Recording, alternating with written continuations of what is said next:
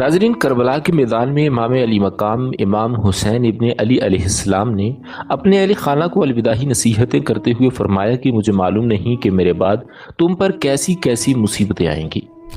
ظالم کوفی تمہیں بہت ستائیں گے، تمہیں بہت تکلیفیں دیں گے، لیکن تم ہر دکھ پر صبر کرنا، ہر ظلم برداشت کرنا، اپنی عزت و وقار کو کبھی کمزور نہ ہونے دینا، ہر مقام پر صبر کا دامن تھامے رکھنا اور اپنے صبر سے مظلوموں کی شان کو قائم رکھنا۔ یہ ارشاد فرما کر امام علی مقام خیمے سے باہر تشریف لے آئے۔ خیمے کے باہر آپ کا وفادار گھوڑا ذوالجناح زین کسے کھڑا تھا، جیسے وہ بھی جانتا ہو کہ اب آخری سفر شروع ہونے والا ہے۔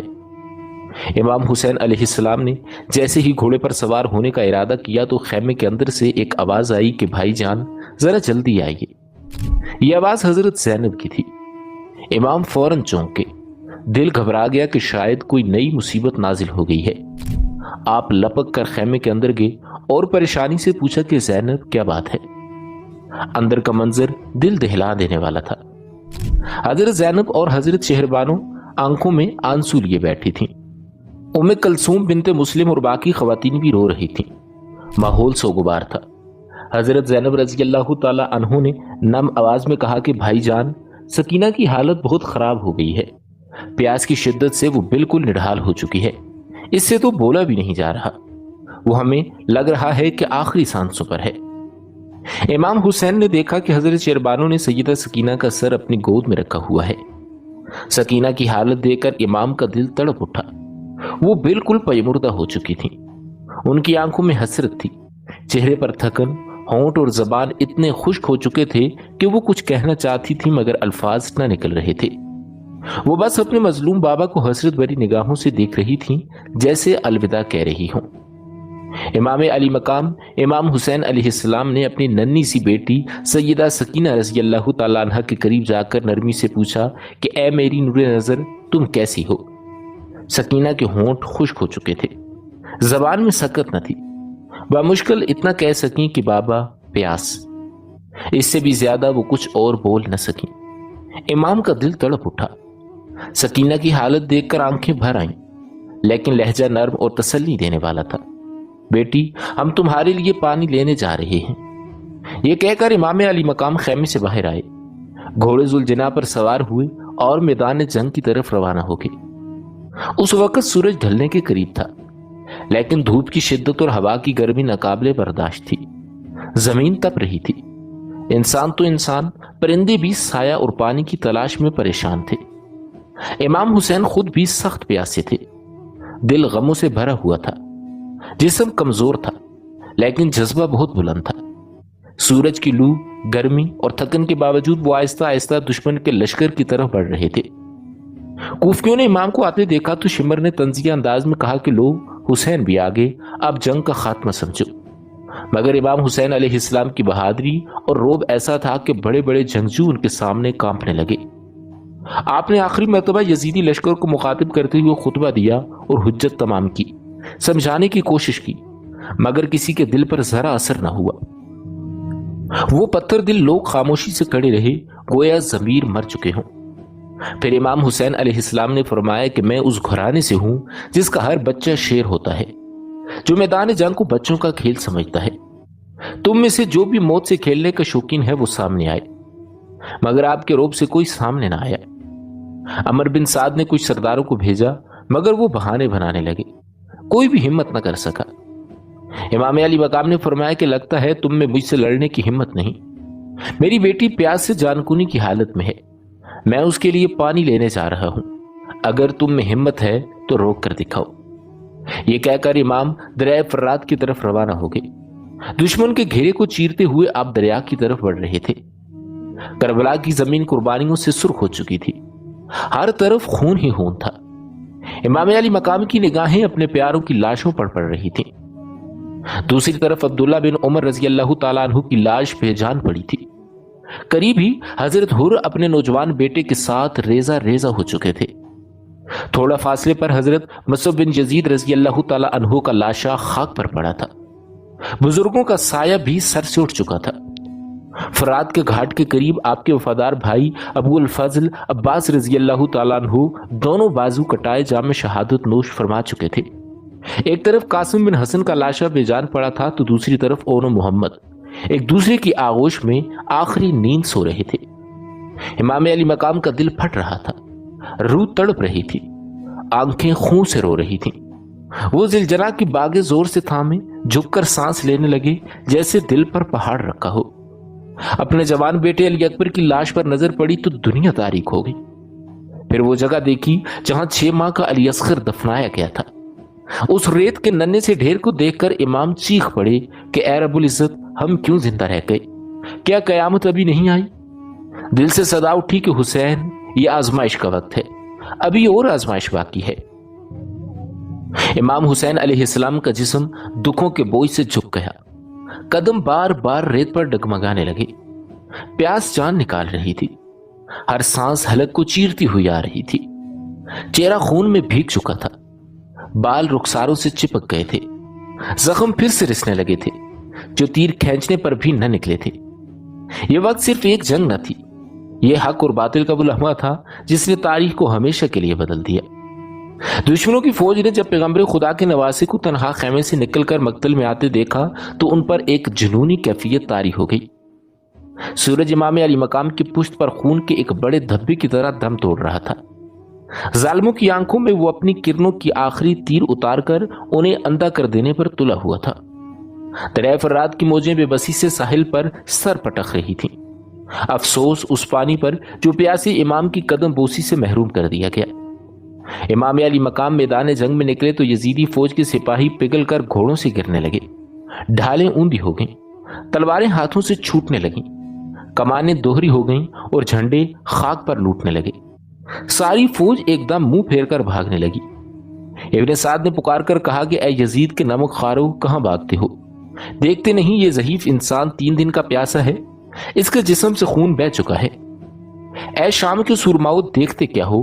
بس اب بیڑا پار ہے، آنکھوں کی سوئیاں رہ گئی ہیں، اب فتح کامل ہے۔ سپاہیوں کے قدم اکھڑ چکے تھے، بہرے گونگے اندھے ہو کر بھاگ رہے تھے، وہ رکنا چاہ رہے تھے مگر ان کے ضمیر بھاگ رہے تھے۔ ابن سعد نے حسرت سے شمر کی طرف دیکھا، اس نے اپنے خاص دستے کو اشارہ کیا اور بھاگنے والے تو یا تو وہی خاک و خون میں لوٹ کے یا واپس پلٹ کے۔ شمر گرجنے لگا، بزدلو، یہ کفران نعمت ہے، سب کیے دھرے پر پانی پھیرنا چاہتے ہو؟ وہموں میں گرفتار ہو کر زندگی بھر کی لذتوں اور آسائشوں کو ٹھوکر مار رہے ہو؟ ابن سعد شمر سے بھی زیادہ ہوشیار تھا، اس نے اسی دم تھیلیوں کا منہ کھول دیا، اشرفیاں مٹھی بھر بھر کر بھاگتی ہوئی فوج کی طرف مارنی شروع کر دی۔ کچھ شمر کے خاص دستے کی مار اور کچھ سونے کی مار بھاگتے قدم رک کر پلٹ آئے۔ سونا چن کر فوجی واپس مڑ گئے، مگر تلواروں پر ہاتھ، دھمکیاں اور ملامتیں روز کا معمول بن گئی تھیں۔ سپاہیوں نے آنکھیں ملا کر غور سے دیکھا تو امام علی مقام اکیلے تھے۔ ایک دم طبل جنگ گرجنے لگا، بجلیاں سی کڑکنے لگیں، ہاتھ تلواروں کے دستوں کی طرف بڑھنے لگے، نشان اٹھائے گئے، ڈھالوں کی قطاریں پھر سے سجنے لگیں، نیزہ برداروں اور برچی برداروں کی صفیں جمنے لگیں۔ امام علی مقام نے مردے میں جان پڑتے دیکھ کر اندازہ لگا لیا کہ وقتی دہشت کا زور ٹوٹ گیا، سونے کے بوجھ تلے انسانوں کی ضمیر نے دم توڑ دیا ہے۔ امام علی مقام نے ذوالجناح کو آگے بڑھایا اور آخری بار سمجھانے کی کوشش کرتے ہوئے ارشاد فرمایا کہ اے شامیوں، اپنی ہتھیلیوں پر نظر ڈالو، کیا سادات کے خون کی ہنا بندی کافی نہیں؟ باخدا مجھے اپنی جان کی مطلقاً پرواہ نہیں، میں اپنے آپ کو زندوں میں شمار نہیں کرتا، مگر تم چاہو تو اب بھی میرے خون کے بوجھ سے اپنی گردنیں بچا سکتے ہو۔ جاؤ، پلٹ جاؤ، اپنے بیوی بچوں کے پاس پلٹ جاؤ، میں نے تمہیں معاف کر دیا، مگر تم نے اگر مجھے قتل کیا تو تم بھی مر جاؤ گے، تمہارا ضمیر بھی مر جائے گا۔ اس اخلاقی موت سے ڈرو کہ اس کے سامنے جسمانی موت بھی حقیقت ہے۔ ابن سعد خوفزدہ ہو گیا کہ سارے کیے دھرے پر پانی پھر جائے گا، امام علی مقام کے الفاظ پھر بنایا کام بگاڑ دیں گے، اس لیے گلا پھاڑ کر چلایا کہ یزیدیو، امام علی مقام کی باتیں مت سنو، حسین کی باتیں سنو گے تو راستہ بھول جاؤ گے۔ امام حسین علیہ السلام نے اپنا گھوڑا نہر فرات کی طرف ڈال دیا۔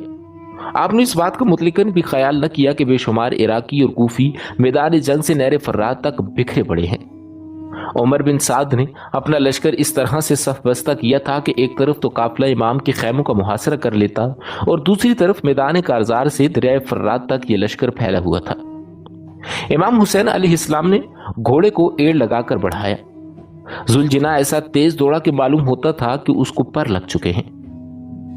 کوفیوں نے آپ پر تیروں کی بارش کر دی، لیکن امام علی مقام کا گھوڑا اس قدر تیز دوڑا کہ ایک بھی تیر آپ پر نہ گرا۔ آخر امام علی مقام نہر فرات کے کنارے پہنچ گئے۔ وہاں جو عراقی اور کوفی پانی کی حفاظت اور متعین تھے، انہوں نے آپ پر بارش کر دی تیروں کی۔ آپ نے ذوالفقار کو بلند کر کے اس سختی سے حملہ کیا کہ دشمن پیچھے ہٹتے چلے گئے۔ کسی کو بھی آپ کے سامنے ٹھہرنے کی جرت نہ ہوئی۔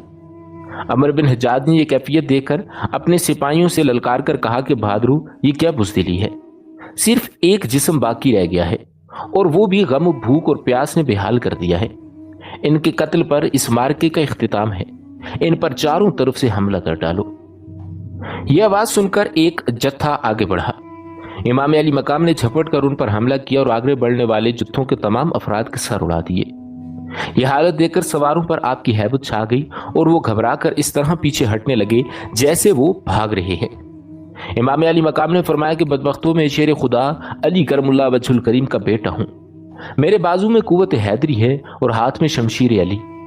یاد رکھو جو میرے مقابلے میں آئے گا اس کی جان کی خیر نہیں۔ یہ کہہ کر آپ نے گھوڑے کو آگے بڑھایا۔ دشمنوں کو یہ جرت نہ ہوئی کہ آپ کو روک سکیں۔ آپ جس طرف سے گزرتے دشمنوں کے دستے پیچھے ہٹتے چلے جاتے۔ عمر بن سعد اور شمر دور سے کھڑے دیکھ رہے تھے۔ عمر بن سعد نے کہا کہ خدا کی قسم یہ شیر خدا کے بیٹے ہیں، ان کی ہیبت بھی علی اور مرتضیٰ سے کم نہیں۔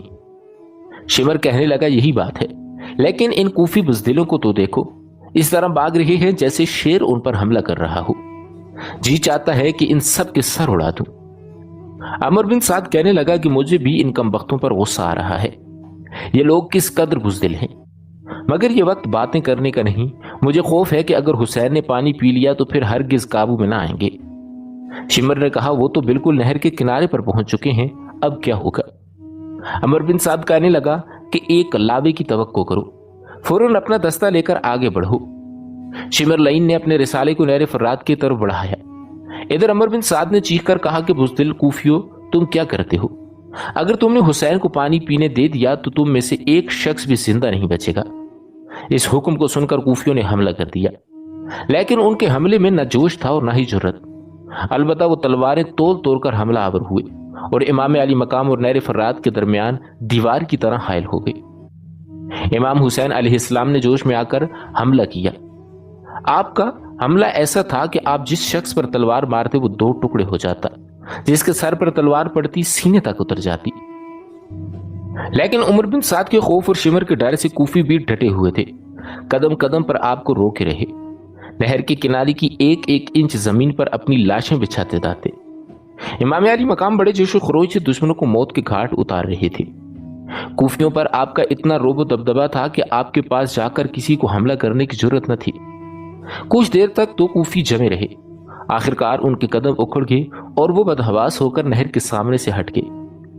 امام علی مقام امام حسین علیہ السلام نے گھوڑے کو اشارہ کیا، ذوالجناح دوڑا اور نہر فرات میں چھلانگ لگا دی۔ امام علی مقام نے فرمایا کہ کوفیوں، تم نے دیکھ لیا کہ جب ہم نے ارادہ کیا تو تم ہمیں نہر پر آنے سے نہ روک پائے، اب کون ہمیں پانی پینے سے روک سکتا ہے؟ لیکن خدا کی مرضی سے ہی ہمارا پانی بند کر دیا گیا ہے، اب ہم پانی پئیں گے۔ یہ صرف تمہیں دکھانا تھا کہ اگر تم چاہو تو ہمیں پانی لینے سے نہیں روک سکتے۔ اس کے علاوہ رسول خدا صلی اللہ علیہ وآلہ وسلم کا میں نواسہ ہوں۔ خدا نے ہم اہل بیت کی زبان میں یہ تاثیر دی ہے کہ ہم جو دعا مانگیں وہ قبول ہو جاتی ہے۔ اگر ہم خدا سے التجا کریں تو یہ تمام میدان دریا بن جائے اور تم سب اس میں غرق ہو جاؤ، لیکن اس سے وہ شان شہادت باقی نہ رہے گی جو ہمارے مقدر میں ہو چکی ہے۔ اس لیے ہم نہ تمہیں بددعا دیں گے اور نہ ہی خدا سے التجا کریں گے۔ امام علی مقام یہ فرما رہے تھے اور تمام کوفی ادھر ادھر کھڑے خاموشی سے سن رہے تھے۔ امام علی مقام امام حسین علیہ السلام نے جو کچھ فرمایا وہ صحیح تھا، وہ تو رسول اللہ صلی اللہ علیہ وآلہ وسلم کے نواسے اور امام تھے۔ اب عمر بن سعد اور عمر بن حجاج نے لوگوں کو ترغیب دی کہ امام علی مقام پر تیروں کی بارش کر دی جائے۔ تمام سپاہی عراقی، شامی اور کوفی اکٹھے ہو گئے۔ غداری اور مکاری ان کی گھٹی میں پڑی ہوئی تھی۔ وہ ایسے لوگ تھے جو ذرا سی لالچ میں اپنے محسنوں اور پیشواؤں کو قتل کر ڈالتے تھے۔ ان میں سینکڑوں تو وہ تھے جنہوں نے امام علی مقام کے لیے حضرت مسلم بن عقیل کے ہاتھ پر بیعت کی تھی۔ ان میں سے صرف عام سپاہی نہ تھے بلکہ افسر اور بڑے بڑے سردار بھی تھے۔ ان سب بدبختوں نے کمانیں سنبھالی اور نہر فرات کے کنارے پر کھڑے ہو کر تیروں کی بارش کرنے لگے۔ حضرت امام حسین علیہ السلام نہر کے بیچ میں کھڑے تھے۔ اوپر سے سورج اپنی تیز شعاعیں ڈال رہا تھا۔ سخت دھوپ پڑ رہی تھی۔ لو کے تیز و تند جھونکے چل رہے تھے، لیکن پانی میں کھڑے رہنے سے دھوپ اور دونوں ہاتھوں سے امن تھا۔ امام حسین علیہ السلام کے پاؤں پانی میں تھے۔ نہر کا پانی نہایت ٹھنڈا تھا، لیکن اس سے امام کی تشنگی کو کچھ فائدہ نہ پہنچا۔ جب کوفیوں نے امام علی مقام پر تیروں کی بارش کی تو آپ نہر سے باہر نکل آئے، لیکن کئی تیر آپ کے تنے نازک میں پیوست ہو گئے، جس سے آپ مجروح ہو گئے۔ امام علی مقام کو غصہ آ گیا۔ آپ نے نیزہ لے کر گھوڑے کو دوڑایا اور جو کوفی آپ کے قریب کھڑے تھے ان پر حملہ کر دیا اور اس طرح 50-60 کوفیوں کو وہیں ڈھیر کر ڈالا۔ کوفی دیکھ کر سہم گئے، انہیں کھڑے رہنے کی ہمت نہ ہوئی اور وہ پشت پھیر پھیر کر بھاگنے لگے۔ کوفیوں کا لشکر جو میلوں تک پھیلا ہوا تھا جنبش میں آ گیا۔ جو لوگ امام علی مقام سے میلوں کے فاصلے پر تھے وہ بھی یہ خیال کر کے بھاگ اٹھے کہ کہیں امام علی مقام حملہ کرتے کرتے ان تک نہ پہنچ جائیں۔ خوف و دہشت سے وہ کانپ رہے تھے۔ اس سے آپ ان کوفیوں کا اندازہ کر لیں جو امام علی مقام کے قریب تھے۔ عمر بن سعد، عمر بن حجاج، شمر، سنان بن انس، حولی بن جزید، صالح بن وہاب اور بہت سے افسر سپاہیوں کے حوصلے بڑھا رہے تھے، تقریروں اور تنبیہوں کے ذریعے لڑنے کی ترغیبیں دے رہے تھے۔ سپاہی ہمت کر کے ڈرتے تھے، مگر جب امام علی مقام پر حملہ کرتے تھے تو ان کی ہمت ٹوٹ جاتی۔ 10-12 آدمیوں کے مر جانے کے بعد ہی وہ بدحواس ہو جاتے۔ امام علی مقام کبھی نیزے سے حملہ کرتے تو کبھی تلوار سے حملہ کرتے اور بلند آواز سے فرماتے جاتے تو کوفیوں کیوں میرے مقابلے میں آ کر اپنی جانیں گنواتے ہو؟ خدا کی قسم تم دنیا کے لیے آخرت خراب کر رہے ہو۔ صرف یہی نہیں کہ تم اپنی جانیں دے رہے ہو، مگر مجھے یہ رنج ہے کہ تم مسلمان ہو۔ تم میرے نانا کیوں مت ہو؟ میرے قتل کی وجہ سے تم دوزخ میں جلو گے۔ کیوں اپنی آخرت خراب کرنے پر تلے ہوئے ہو؟ لیکن کوفی کرایہ داروں کو آپ کی نصیحت کا کوئی اثر نہ ہوا۔ جب ان کے افسر انہیں آگے بڑھنے کا حکم دیتے تو وہ بڑھتے، لیکن امام علی مقام کا حملہ دیکھتے تو بھاگ نکلتے۔ امام علی مقام امام حسین علیہ السلام ریز پڑھ پڑھ کر حملہ کرتے تھے اور حملے میں 2-2 4-4 کوفیوں کو قتل کر ڈالتے تھے۔ کوفی سمجھ رہے تھے کہ امام علی مقام بھوکے پیاسے ہیں۔ رفیقوں، عزیزوں اور بیٹوں کی موتوں نے ان کے جسم کے آخری قطرے کے خون کو بھی نچوڑ لیا ہے۔ اب ان میں اس قدر طاقت اور ہمت نہیں رہی کہ وہ شیروں کی طرح لڑ سکیں، لیکن انہیں کیا خبر تھی کہ ان کی روحانی طاقت اس قدر بڑھ گئی ہے کہ ان کا مقابلہ کوئی نہیں کر سکے گا۔ عمر بن سعد دیکھ رہا تھا۔ اس نے کہا، تعجب ہے، حسین جو زخموں سے چور ہیں، جو غموں سے نڈھال ہیں، ان کے جسم میں تو طاقت تک باقی نہیں، لیکن وہ اب بھی قابو سے باہر ہیں۔ شمر نے کہا کہ میں بھی حیران ہوں۔ ساتھ ہی عراقیوں اور کوفیوں کی بزدلی پر انہیں غصہ بھی آ رہا تھا کہ یہ بات میری سمجھ سے باہر ہے کہ میں اہل بیت کے خیموں پر حملہ کر دوں۔ جب امام علی مقام امام حسین علیہ السلام یہ دیکھیں گے تو نہر فرات سے واپس لوٹیں گے۔ یقین ہے کہ اس وقت کوفی انہیں مار ڈالیں گے۔ عمر بن سعد نے خوش ہو کر کہا، یہ نہایت اچھی تدبیر ہے، فوراً اس پر عمل کرنا چاہیے۔ چنانچہ شمر لعین اپنے 10 نامور لوگوں کو لے کر اہل بیت کے خیموں کی طرف چلا اور سعد نے بلند آواز سے کہا کہ اب فضول لڑتے ہو، ہتھیار ڈال دو، میں نے تمہارے اہل بیت کے لوٹے جانے کا حکم دے دیا ہے۔ امام علی مقام امام حسین علیہ السلام شمر لعین کو خیموں کی طرف جاتے ہوئے دیکھ کر بے چین ہو گئے۔ شمر اپنے ساتھیوں کے لیے ہوئے اہل بیت کے خیموں کی طرف بڑا چلا جا رہا تھا۔ امام علی مقام نے بلند آواز سے کہا کہ اے شمر، افسوس، تجھے دینداری رخصت ہو گئی ہے، آخرت کا خوف بھی تجھ میں باقی نہ رہا، قرابتداری کا لحاظ بھی تجھ میں نہیں، تیری شرافت کا جنازہ بھی نکل گیا۔ میں ابھی زندہ ہوں، میرے اہل و عیال پر دست درازی کا ارادہ بھی نہ کرنا۔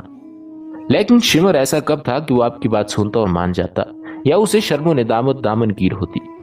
اس نے کوئی جواب نہ دیا اور نہ ہی واپس لوٹا، بلکہ برابر بڑھتا رہا۔ امام علی مقام کی حمیت و غیرت کو جوش آیا۔ آپ نے گھوڑا سر پر دوڑایا، شمر اور اس کے ساتھیوں کے پاس آ کر اس شدت سے حملہ کیا کہ شمر کے 2 ساتھیوں کو مار ڈالا۔ شمر ایسا سنگ دل تھا کہ اسے اب بھی امام علی مقام پر رحم نہ آیا اور وہ اپنے ارادے سے بھی باز نہ آیا۔ اس کے قریب ہی پیدل سپاہی کھڑے تھے۔ اس نے انہیں حملہ کرنے کا اشارہ دے دیا۔ سب سے اگلا دستہ، جس میں 1000 سپاہی تھے، بڑھ کر آپ پر حملہ آور ہوئے उस दस्ते के साथ अब्दुर्रहमान बिन जाफर भी थे जो कि घोड़ों पर सवार थे। पैदल सिपाहियों के दस्ते ने निहायत सख्ती से इमाम अली मकाम पर हमला कर दिया क्योंकि इमाम अली मकाम को गुस्सा आ रहा था। आपने ढाल कूफियों के वारों को रोककर इस शिद्दत से हमला किया कि पैदल सिपाही की कलाई कटकर दूर जा गिरी। आप घोड़े को दौड़ा दौड़ा कर हमला करते। हर हमले में दो दो तीन तीन कूफियों को तेह तेह करते थे।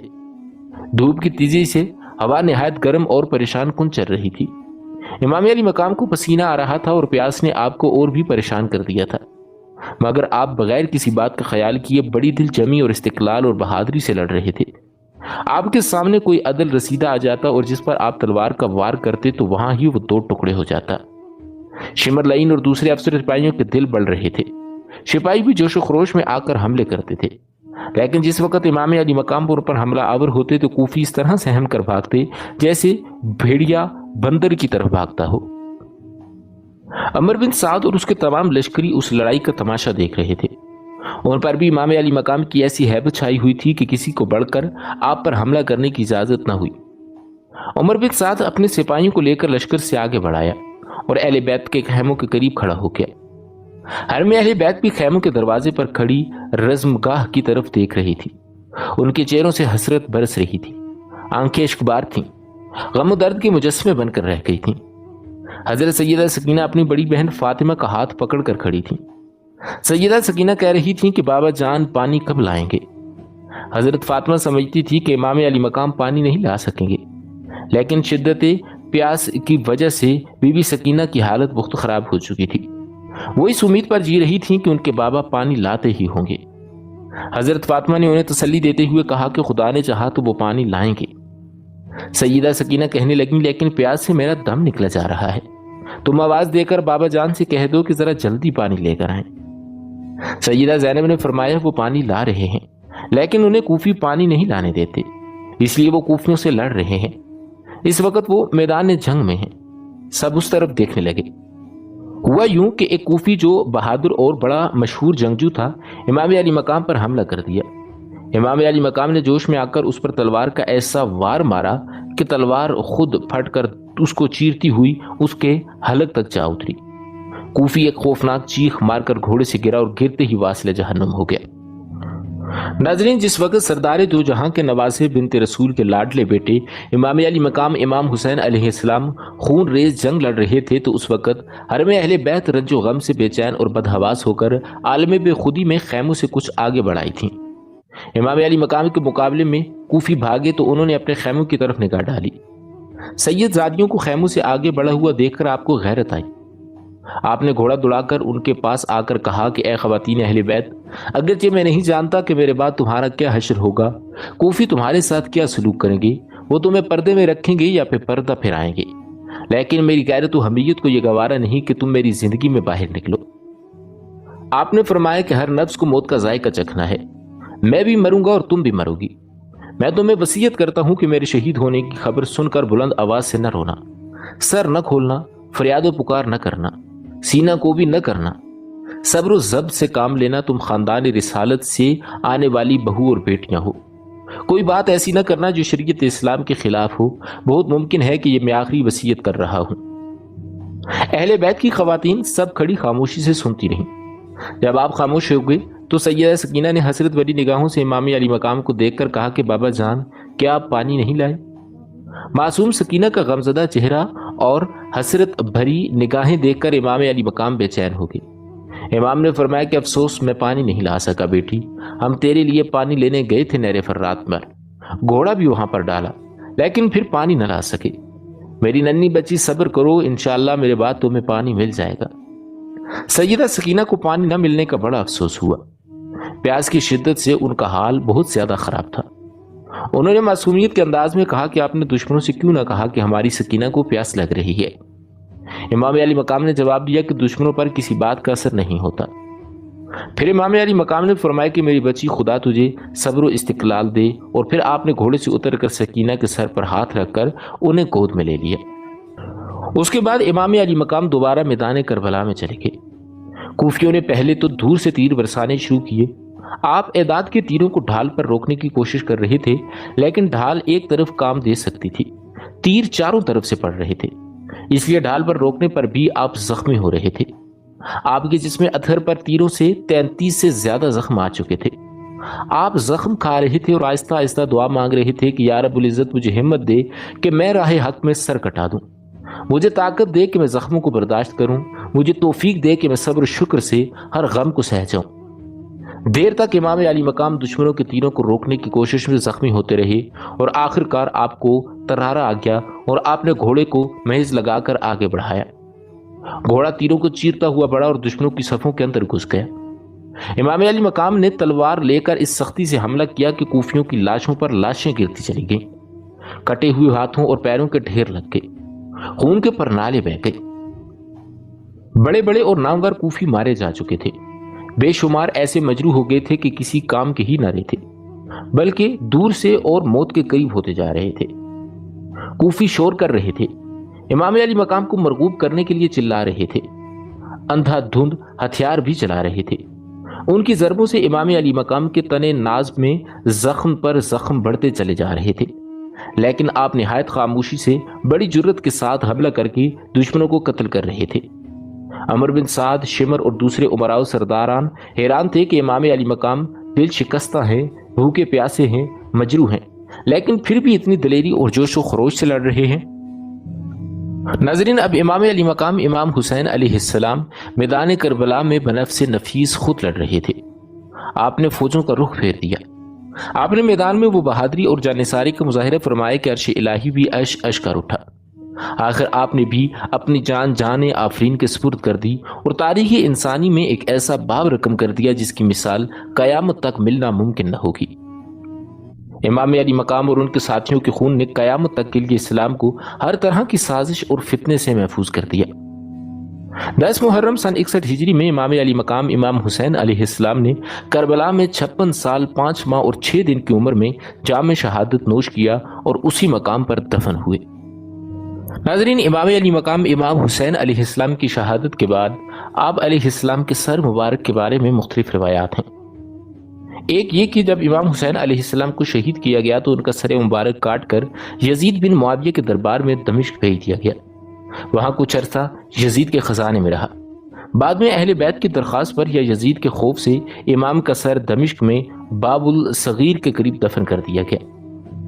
ایک دوسری روایت میں یہ بتایا جاتا ہے کہ جب امام زین العابدین علیہ السلام نے قیدیوں کی رہائی کے بعد کربلا واپس آ کر قبور کی زیارت کی تو امام علی مقام کا سر مبارک واپس لا کر جسم اتھر کے ساتھ دفن کر دیا، اور کچھ مورخین اور مصری روایات کے مطابق امام کا سر دمشق سے مصر منتقل کیا گیا تھا اور وہاں قاہرہ میں دفن ہوا۔ مصر میں بھی ایک مزار موجود ہے جسے رأس الحسین کہا جاتا ہے۔ ناظرین گرامی، یہ تھی ہماری آج کی ویڈیو۔ امید کرتے ہیں کہ آپ کو ہماری یہ ویڈیو ضرور پسند آئی ہوگی۔ اسی طرح کی مزید معلوماتی ویڈیوز دیکھنے کے لیے ہمارے چینل کو سبسکرائب کریں۔ بہت جلد ایک نئی ویڈیو کے ساتھ ملتے ہیں، تب تک کے لیے اپنا خیال رکھیے گا۔ اللہ تعالیٰ آپ کا حامی و ناصر ہو۔